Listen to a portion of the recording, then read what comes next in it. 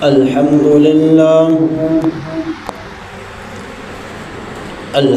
لله وكفى والصلاة والسلام على سيد الرسل وخاتم الأنبياء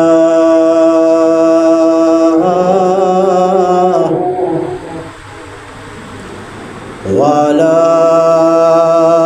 آله وأصحابه الأتقياء.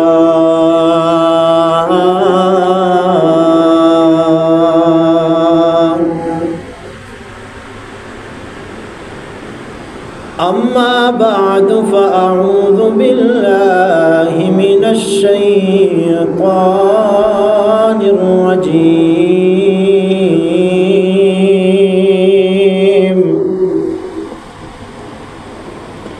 بسم الله الرحمن الرحيم.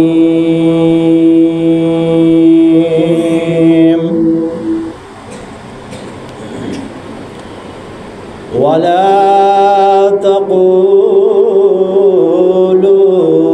لمن يقتل في سبيل الله أموات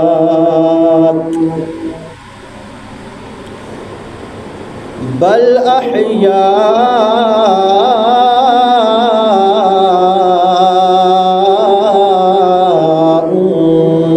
ولكن لا تشعرون.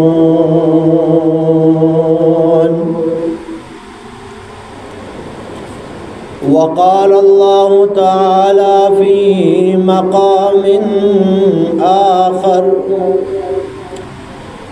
إنما يريد الله ليذهب عنكم الرجس أهل البيت ويطهركم تطهيرا.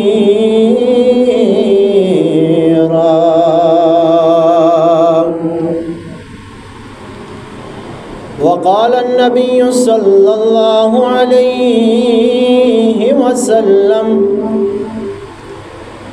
الحسين مني وأنا منه.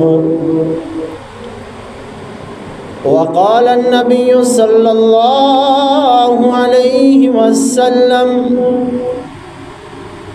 سيدا شباب أهل الجنة الحسن والحسين. صدق الله العظيم وصدق رسوله النبي الأمي الكريم.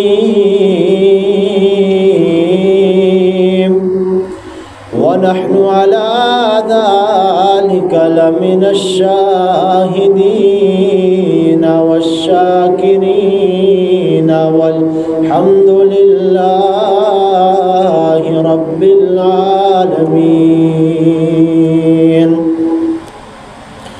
اللهم صل على سيدنا ومولانا محمد وعلى آله سيدنا ومولانا محمد وأزواجه سيدنا ومولانا محمد وأصحابه سيدنا ومولانا محمد وبارك وسلم وصل عليه.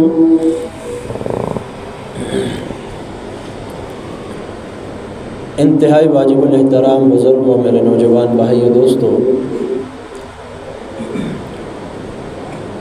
محرم الحرام کا مہینہ اپنے اختتام کی طرف جا رہا ہے اور گزشتہ جمعے میں آپ نے سیدنا عثمان ابن عفان رضی اللہ تعالی عنہ کی شہادت کے بارے میں سماعت کیا تھا کہ کس طرح سے ظلماً حضرت عثمان ابن عفان کو شہید کیا گیا تھا، اور پھر یکم محرم الحرام کو سیدنا عمر ابن خطاب رضی اللہ تعالی عنہ کا یوم شہادت ہے۔ ہونا تو یہ چاہیے تھا کہ آج حضرت عمر کی شہادت کے بارے میں بات ہوتی، لیکن چونکہ آگے 10 محرم آ رہا ہے اور اس میں سیدنا حسین ابن علی رضی اللہ تعالی عنہما ان کی شہادت کا واقعہ اور دردناک واقعہ پیش آیا، تو اس لیے میں نے مناسب سمجھا کہ حضرت حسین کے حالات زندگی کے بارے میں آپ حضرات کے سامنے اس کو ذکر کیا جائے اور پھر ان کی شہادت کا تذکرہ کیا جائے۔ سب سے پہلے 1-2 باتیں جو میں آپ کو سمجھانا چاہتا ہوں۔ محرم الحرام کا مہینہ شروع ہوتے ہی لوگ ایک مسئلہ پوچھنا شروع کر دیتے ہیں، پچھلی بار بھی میں نے بیان کیا تھا یہاں پہ، کہ یہ بتائیں کہ قربانی کا گوشت ہم محرم کے مہینے میں کھا سکتے ہیں یا نہیں کھا سکتے؟ اس سے جہاں یہ پتہ چلتا ہے کہ ہم نے اپنی فریجوں کے اندر گوشت کس قدر جمع کر کے رکھا ہوا ہے، کہ محرم کا مہینہ بھی شروع ہو گیا لیکن ہماری فریجیں خالی نہیں ہوئی۔ کھا سکتا ہے بندہ گوشت، محرم کے مہینے میں بھی کھا سکتا ہے۔ اور دوسرا مسئلہ یہ پوچھا جاتا ہے کہ آیا محرم کے مہینے میں شادی کرنا جائز ہے یا حرام ہے؟ محرم کے مہینے میں آپ صلی اللہ علیہ وسلم نے خود اپنی ان کی ایک جو شادی ہوئی محرم کے مہینے میں ہوئی، اور آپ کی ایک بیٹی کی شادی بھی محرم کے مہینے میں ہوئی، تو اس سے پتہ چلا کہ محرم کے مہینے میں شادی کرنا ناجائز نہیں ہے، بلکہ میں نے تو یہاں تک سنا ہے کہ جو شخص محرم کے مہینے میں شادی کرتا ہے تو اللہ تعالیٰ اسے اس شادی پر بھی اجر عطا فرماتے ہیں۔ تو اس لیے یہ جو غلط خرافات ہمارے ہاں مشروع ہیں کہ بندہ محرم کے مہینے میں قربانی کا گوشت نہیں کھا سکتا، اور اس میں شادی نہیں کر سکتا، اس میں خوشی نہیں کر سکتا۔ اب یہ خوشی وہ نہیں کر سکتا کہ جس کے ہاں شہادت پہ ماتم کیا جاتا ہے، اور جس کے ہاں شہادت پہ سر اس کا خوشی سے بلند ہوتا ہے، تو پھر اسے کیا مسئلہ ہے؟ وہ چاہے تو قربانی کا گوشت کھائے، چاہے محرم کے مہینے کے اندر شادی کرے، اس سے تو کوئی قباحت نہیں لازم آتی۔ تو لہٰذا پتہ یہ چلا کہ محرم کے مہینے کے اندر شادی کرنا بھی جائز ہے اور قربانی کا گوشت کھانا بھی جائز ہے۔ جو آیات مقدسات میں نے آپ حضرات کے سامنے تلاوت فرمائی ہیں، اب ان کی طرف آتے ہیں۔ حضرت حسین ابن علی رضی اللہ تعالی عنہ کا تذکرہ کرنے سے پہلے حضرت فاطمہ الزہرا رضی اللہ تعالی عنہا نبی کریم صلی اللہ علیہ وسلم کی سب سے چھوٹی بیٹی اور سب سے لاڈلی بیٹی، اور ان سے محبت کی کئی وجوہات ہیں۔ ایک وجہ تو یہ ہے جو آسان سے ہمارے فہم کے اندر آ سکتی ہے کہ اولاد میں جو سب سے چھوٹا ہوا کرتا ہے تو والدین کی فطری محبت اس سے زیادہ ہوا کرتی ہے۔ تو حضرت فاطمہ نبی کریم صلی اللہ علیہ وسلم کی اولاد میں سب سے چھوٹی بچی تھیں، تو بچیوں سے عموماً والدین کی اور باپ کی محبت زیادہ بھی ہوا کرتی ہے، اور ایک وہ سب سے چھوٹی ہو تو پھر اس میں تو محبت کا اور اضافہ ہو جایا کرتا ہے۔ یہ تو میں اپنی بات کر رہا ہوں، اور وہ بیٹی تھی تو محمد عربی کی بیٹی تھی، اور بیٹی کون سی تھی؟ فاطمہ الزہرا، کہ جس کی حیا کا تذکرہ آسمانوں پہ ہوا کرتا تھا، تو ان سے محبت جو رسول کریم صلی اللہ علیہ وسلم کی تھی وہ سب سے زیادہ اس لیے تھی کہ وہ آپ کی سب سے چھوٹی بچی تھی۔ اب حضرت فاطمہ رضی اللہ تعالی عنہ جب جوان ہوتی ہیں، ابو بکر صدیق رضی اللہ تعالی عنہ رشتہ لے کر حضور کے پاس جاتے ہیں کہ میں حضرت فاطمہ سے شادی کرنا چاہتا ہوں۔ عمر آپ صلی اللہ علیہ وسلم کے پاس جاتے ہیں اور کہتے ہیں میں فاطمہ سے نکاح کرنا چاہتا ہوں اگر آپ کی رضامندی ہو۔ آپ علیہ الصلوۃ والسلام نے خاموشی اختیار کی اور کوئی جواب نہیں دیا، یعنی آپ نے زبان حال سے یہ کہا کہ میں نے فاطمہ کا رشتہ اللہ کے سپرد کر دیا، اللہ جس سے چاہیں گے اس کا نکاح کروا دیں گے۔ اب چند دن گزرتے ہیں، ابو بکر اور عمر آپس میں مشورہ کرتے ہیں کہ ہم نے حضرت فاطمہ کا ہاتھ مانگا لیکن محمد عربی نے کوئی جواب نہیں دیا، لہٰذا اس سے معلوم ہوتا ہے کہ وہ ہمیں اس کا رشتہ دینا نہیں چاہتے۔ چلے جاتے ہیں یہ دونوں حضرات حضرت علی رضی اللہ تعالی عنہ کے پاس اور جا کر ان سے کہتے ہیں، پہلے آپس میں مشورہ کرتے ہیں کہ علی سے کہتے ہیں کہ علی جا کر حضرت فاطمہ کا ہاتھ مانگے، اور کبھی امید ہے کہ علی کے لیے آپ علیہ الصلوۃ والسلام حضرت فاطمہ کا رشتہ دے دیں گے۔ علی مسجد نبوی کے کونے میں بیٹھے ہوئے تھے، اللہ کے ذکر میں مشغول تھے۔ اب یہ دونوں صاحب ان کے پاس آتے ہیں اور آ کر عرض کرتے ہیں کہ علی ہم آپ کے پاس ایک کام سے آئے ہیں۔ حضرت علی نے پوچھا کیا کام ہے؟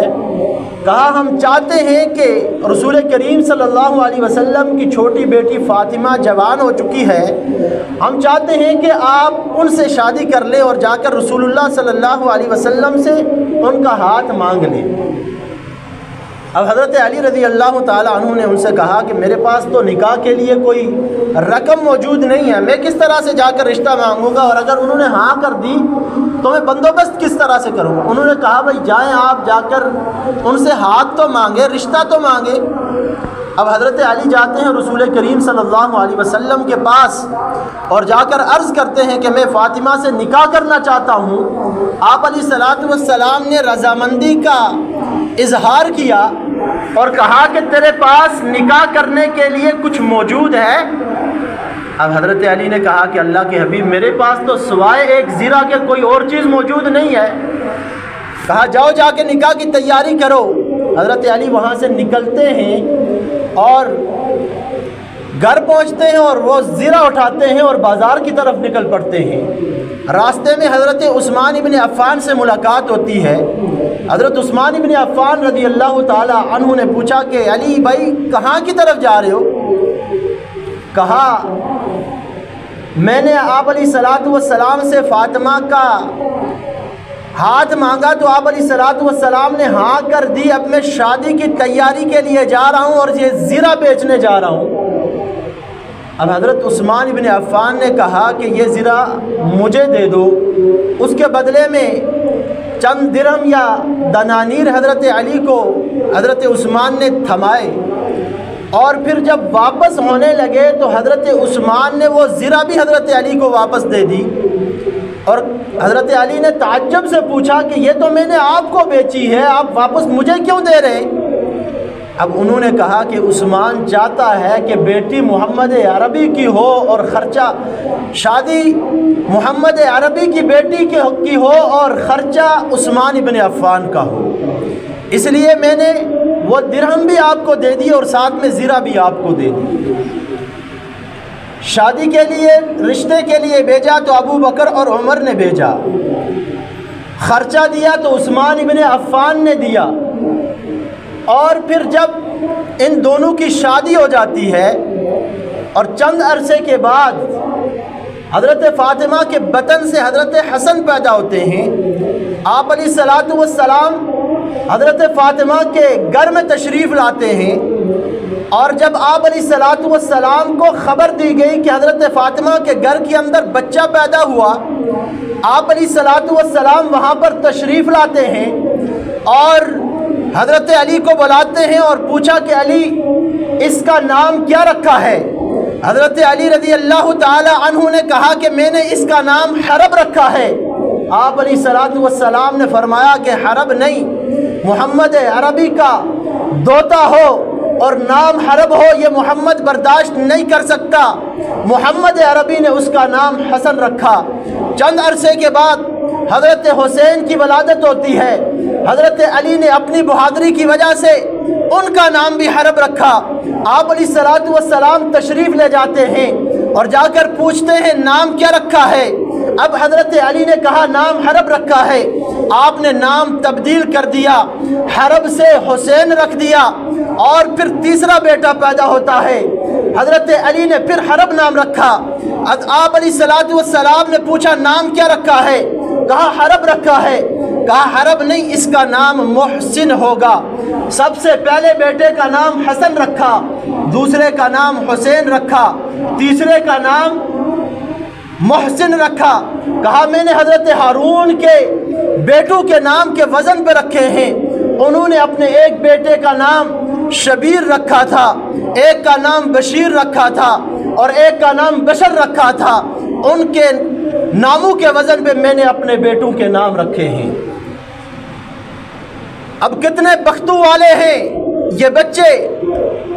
میرے گھر بیٹا پیدا ہو تو میں کہوں کہ کوئی نیکوکار بندہ میرے بیٹے کے منہ میں گٹی دے اور نام وہ رکھے۔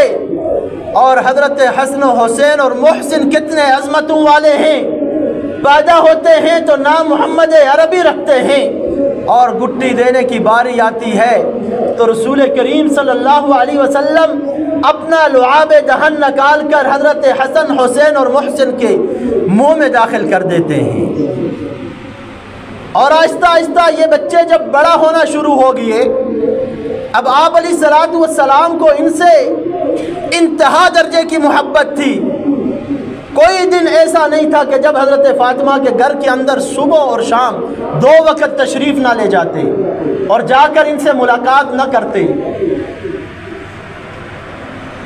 ایک مرتبہ حضرت حسین رضی اللہ تعالی عنہ کسی وجہ سے رونے لگے۔ آپ علیہ السلام گھر کے باہر سے تشریف لے جا رہے تھے۔ اب کانوں میں حضرت حسین کے رونے کی آواز پڑتی ہے۔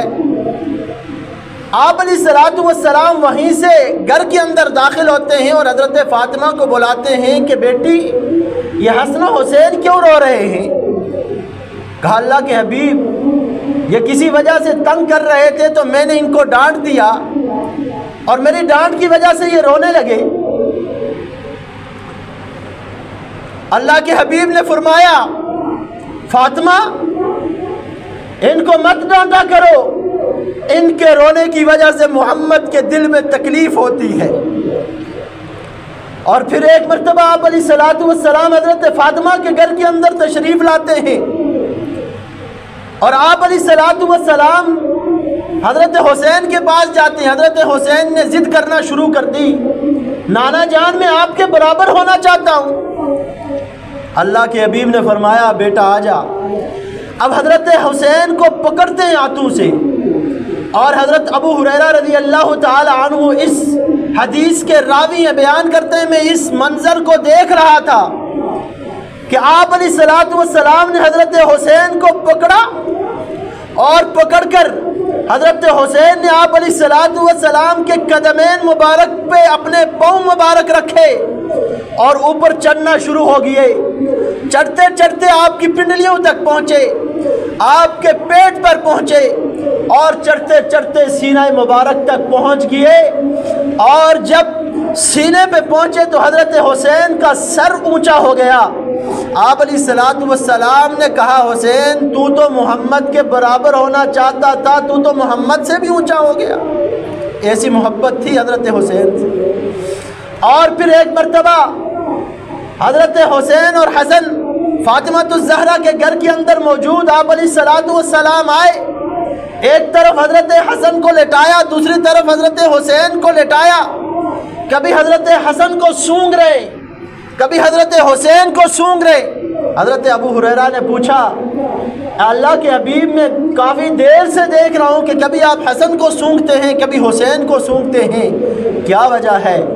کہا ابو ہریرہ ان کے جسموں سے مجھے جنت کی خوشبو آ رہی ہے، ان کے جسموں سے مجھے جنت کی خوشبو آ رہی ہے۔ اور پھر آپ علیہ السلام نے فرمایا کہ اللہ میں حسین سے محبت کرتا ہوں، حسن سے محبت کرتا ہوں، اے اللہ تو بھی ان سے محبت فرما، اور قیامت تک آنے والا جو انسان حسن و حسین سے محبت کرے اللہ تو اس شخص سے محبت فرما۔ اور پھر اللہ کے حبیب نے فرمایا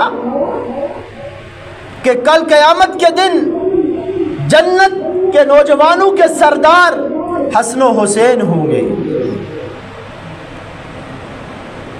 اور پھر آپ علیہ الصلوۃ والسلام نے فرمایا حضرت حسین رضی اللہ تعالی عنہ کے بارے میں.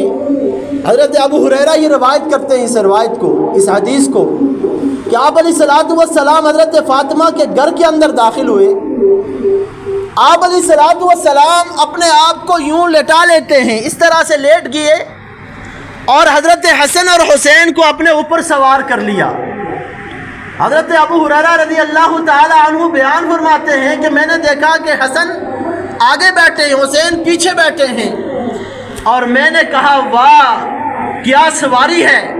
آپ علیہ الصلوۃ والسلام نے فرمایا ابو ہریرہ تو سواری کے بارے میں کہتا ہے, سوار کو تو دیکھنا کیسے سوار ہیں. ایسی محبت تھی حضرت حسن و حسین سے آپ علیہ الصلوۃ والسلام کو.